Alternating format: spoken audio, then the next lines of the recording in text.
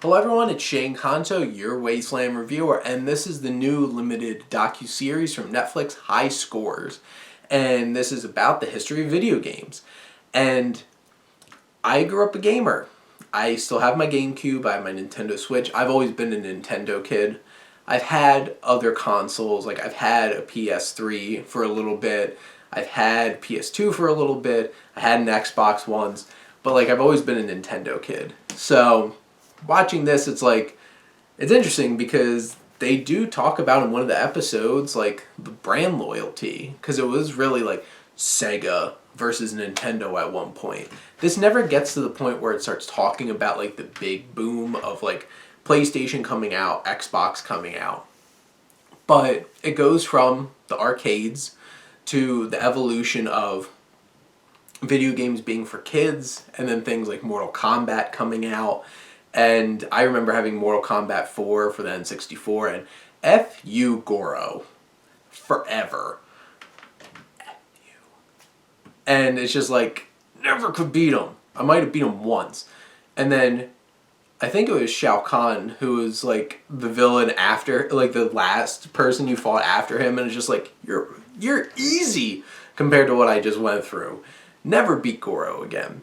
But besides that point, and like Street Fighter, and I played Street Fighter, and I loved, like I had memories of going down the shore, and the house that my dad rented had a Nintendo like NES, and I would always play, like I used to play this game called Thunder and Lightning that was like, it was like the paddleboard thing where you had to bounce the ball up, and like it had all different kinds of features to it, and like playing that. And I always loved playing Super Mario 3. Super Mario, like that was definitely my favorite, like Giant Land and stuff like that. And it brought back so much memories. But the thing is, as a documentary, it builds tension. It has like the competitions, like the big competitions that really started in arcade games.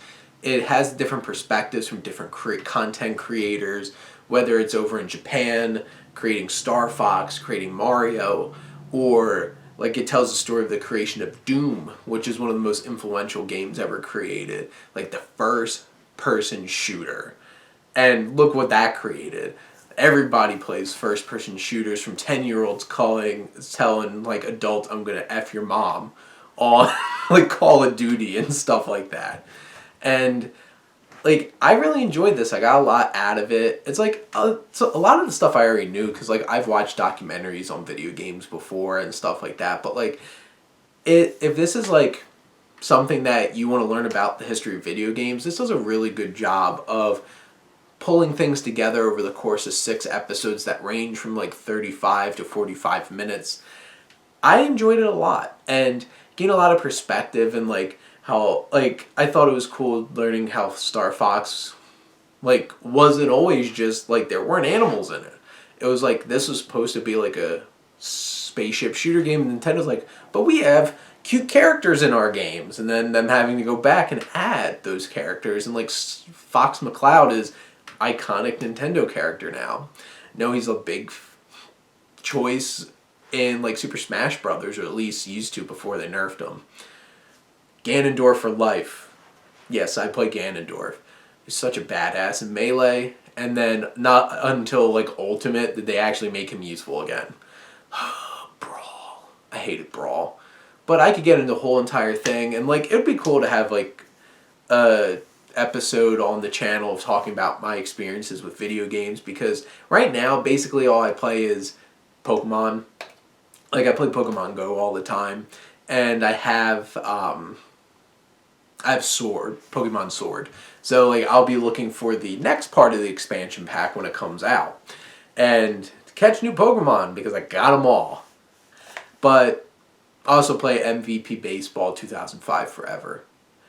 God, if they could bring back one sports game, please bring back MVP Baseball. I will argue with anybody, greatest baseball game of all time. And they even talk about the EA creating Madden in the series, which was pretty cool. But I could talk about video games for hours, but I really enjoyed this documentary. And, like, obviously it brought a lot of passion out of me for video games. So for you gamers out there, I think you'll get a lot out of this. And I know quite a few gamers, so I hope they watch it. But those are my thoughts on High Scores on Netflix. Let me know what you think, and let's talk some TV. But thank you as always for tuning in and supporting your Wasteland Reviewer.